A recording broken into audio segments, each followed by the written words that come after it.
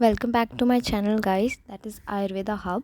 और मैं ये कहना चाहती हूँ कि जैसे हमने बृहत्त्रयी शुरू करी हुई है चरक के साथ, वैसे ही लघुत्रयी भी बहुत इंपॉर्टेंट होती है। क्वेश्चन इससे भी आते हैं, तो हम एक बृहत्त्रयी की संहिता और साथ साथ लघुत्रयी की एक संहिता जो है वो साथ साथ पढ़ते हुए चलेंगे, क्योंकि एक वीडियो मैं उसकी डालूँगी और एक वीडियो मैं इसकी अपलोड करूँगी। ठीक है, तो बृहत्त्रयी आपको पता है चरक, सुश्रुत और अष्टांग हृदय, ये तीन होती हैं।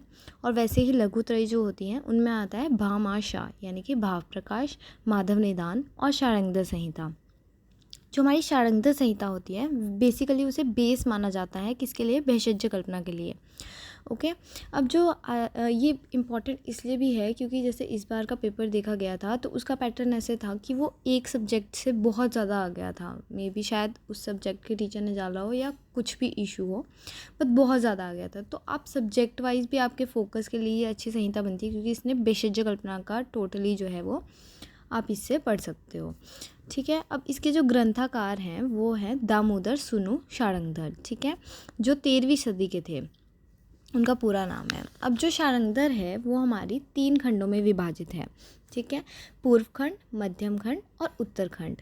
अच्छा, अब जो पूर्व खंड है उसमें टोटल 7 अध्याय हैं। ठीक है, मध्यम खंड में 12 अध्याय हैं और उत्तर तंत्र में 13 अध्याय हैं। ठीक है, अब जो हमारा पहला पूर्व खंड है, बेसिकली उसमें क्या बताया गया है, तो आप भेदी रोना से याद कर सकते हो। भे से आ जाता है भेषज के बारे में बताया गया है, दी से आ जाता है दीपन पाचन, रो से आ जाता है रोग गणना और ना से आ जाता है नाड़ी परीक्षा। तो ये 4 चीज़ों के बारे में हम आपको पूर्व खंड में बताया है। तो इसमें आपको क्वेश्चन आ सकता है कि नाड़ी परीक्षा के बारे में शार्ंगधर ने कहाँ वर्णन किया है, तो पूर्व खंड में इसका वर्णन किया है। ठीक है, इसमें परिभाषा दी गई है, सामान्य परिचय दिया गया है, रोगों का विज्ञान बताया गया है, तो ऐसे बहुत कुछ दिया हुआ है। दूसरा आता है हमारा मध्यम खंड। मध्यम खंड हमारा बहुत इंपॉर्टेंट है।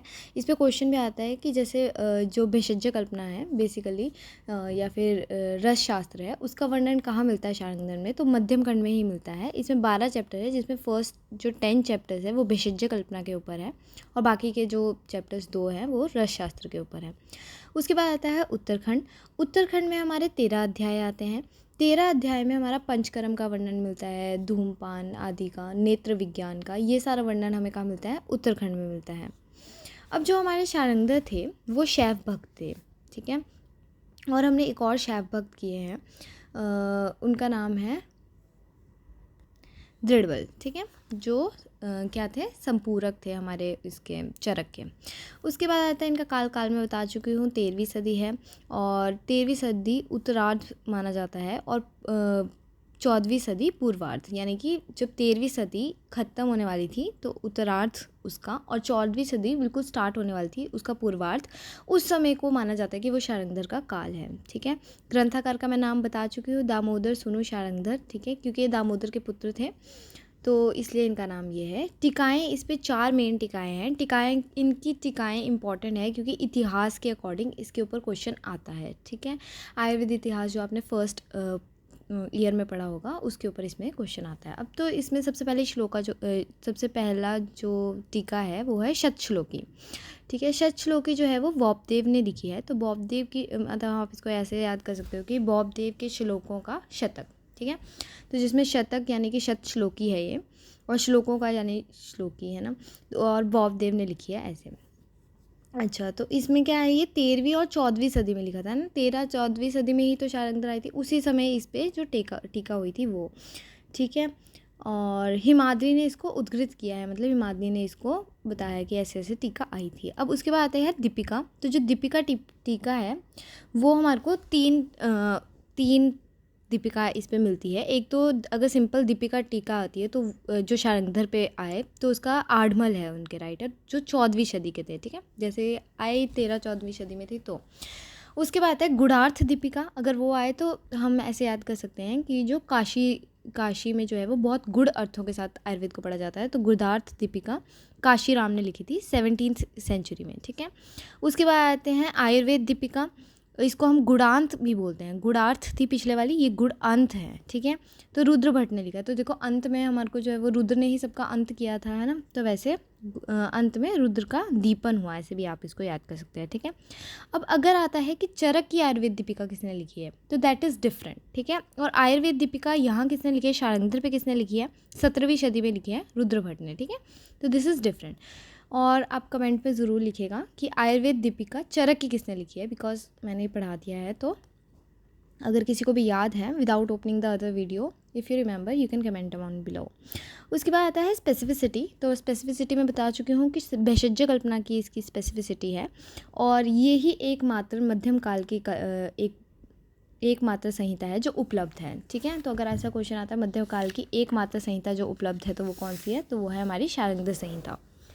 इसके बाद आता है कि जब मैं चरक पढ़ाया था, वैसे अभी आप उसमें देखेंगे कि भांग और अफीम का जो इस्तेमाल है वो भेषज की तरह, यानी भांग और अफीम वैसे क्या है, वैसे तो ये विष है ना। तो इनकी जो यूज़ है उसको भेषज की तरह कैसे यूज़ करना है, ये किसने बताया, शारंगधर ने बताया, ठीक है। दीपन पाचन अभी हमने पीछे किया था, हमने कहा था भेदी रोना भेदी रोना।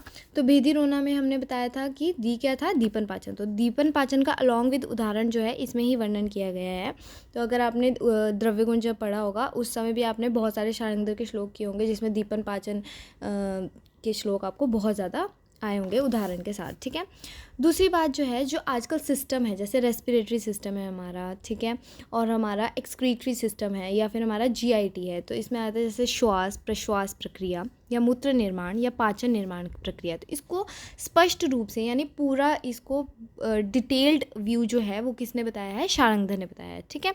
यम दृष्टाकाल क्या होता है मैं आगे बताऊंगी, ये शारंगधर की ही देन है, ठीक है। अब आए थे क्रीमी। तो 20 टाइप की क्रीमी जो चरक ने बोला, उसके सिवा एक और क्रीमी को ऐड किया इन्होंने, जो कफ रक्तज क्रीमी होते हैं, ठीक है। यानी KR क्या मतलब किराए पे आए हैं क्रीमी, ऐसे समझ लो, शारंगधर की क्रीमी किराए पे आए हैं, तो KR यानी कफ रक्तज क्रीमी है, एक और माने हैं उन्होंने, ठीक है। स्नायु क्रीमी है ये, अच्छा। उसके बाद आते हैं, अगर आ जाता है कि स्नायु रोग आता है, स्नायु रोग का वर्णन किसने किया, तो वो किसने किया है, वृद्ध माधव ने, ठीक है। तीसरा आता है कि आसव अरिष्ट जो है, बेसिकली आसव अरिष्ट जो बताए हैं वो बताए हैं हमारे सुश्रुत ने, ठीक है। लेकिन अगर उसमें डिफरेंस आ जाए कि आसव और अरिष्ट में डिफरेंस किसने बताया है, तो वो बताया है हमारा शारंगधर ने, ठीक है। धातुओं का, उपधातुओं का वर्णन शारंगधर ने किया है। अब जैसे रक्तज है, ठीक है, हमने वातज ननात्मज विकार पढ़े, पित्तज पढ़े, कफज पढ़े, ठीक है, वो सारे आचार्यों ने दिए हैं, चरक ने भी दिए हैं। लेकिन रक्तज के जो दिए हैं 10 ननात्मक विकार, वो किसने दिए हैं, हमें शारंगधर ने दिए हैं, ठीक है। अब आते हैं ऋतुओं को राशि के अनुसार बताना, जैसे कि जैसे फॉर एग्जांपल अभी आपको जो मैं पढ़ाऊंगी वहाँ पे या यहाँ पे भी पढ़ाऊंगी, तो इसमें मैं क्रमिक करके याद कराती हूँ कि प्रावृट ऋतु जो है वो मिथुन और कर्क के लिए, ठीक है, उसमें मिथुन और कर्क राशि का होता है। तो ऋतुओं को राशि के अनुसार किसने बताया, ये हमें शारंगधर ने ही बताया, ठीक है। अब पाचक पित्त का प्रमाण भी इन्होंने बताया हमें कि तिल प्रमाण में होता है। रंजक पित्त का प्रमाण बताया कि मतलब उसका स्थान बताया कि यकृत होता है, और बाकी के जो पित्त होते हैं उनका स्थान क्या होता है, हृदय होता है, ठीक है। उसके बाद आता है कि इन्होंने बहुत सारे योगों का भी बताया है, जैसे कि बिंदु घृत हो गया, कामदेव घृत हो गया, यष्टि मधु घृत हो गया, या लघु गंगाधर चूर्ण हो गया, बृहद गंगाधर चूर्ण हो गया। तो ये सारे जो हैं ये शारंगधर की ही देन है। अब अगर आप स्टडी पैटर्न जानना चाहते हैं तो मैं नोट्स इसके पढ़ाते रहूँगी, और आप नोट्स को राइट डाउन कर सकते हो और इसे याद कर सकते हो, ठीक है। बाकी ऐसा है कि मेन फोकस आपका मेन संहिता पे ही होना चाहिए, बृहत्त्रयी पे होना चाहिए, लेकिन लघुत्रयी को भी अगर आप साथ साथ पढ़ते जाओगे तो आपका बर्डन भी कम होता है। और कुछ सब्जेक्ट्स जितने भी हैं हमारे, वो सारे वैसे इन संहिताओं से ही निकाले गए हैं, ठीक है। इन्हीं संहिताओं में उनका कहाँ वर्णन आया है, ठीक है। अगर प्रसूति है तो फिर शारीरिक स्थान में ही उसका सारा कवर हो जाता है, तो ऐसे सारे सब्जेक्ट कवर हो जाते हैं, ठीक है। वैसे ही भेषज कल्पना के लिए बहुत इंपॉर्टेंट है शारंगधर, और इसलिए मतलब अगर आप साथ साथ इसे पढ़ते जाएंगे तो आपका बर्डन कम होता जाएगा, ठीक है। बार बार वीडियो को देखेंगे तो आपको वैसे ही याद होता जाएगा। आज हम सिर्फ इंट्रोडक्शन करेंगे, देन विल कंटिन्यू विद पूर्व खंड। Please like, share and subscribe to my channel, and do answer the questions asked in the video.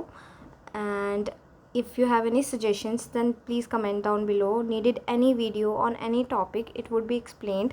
Do comment below. Thank you.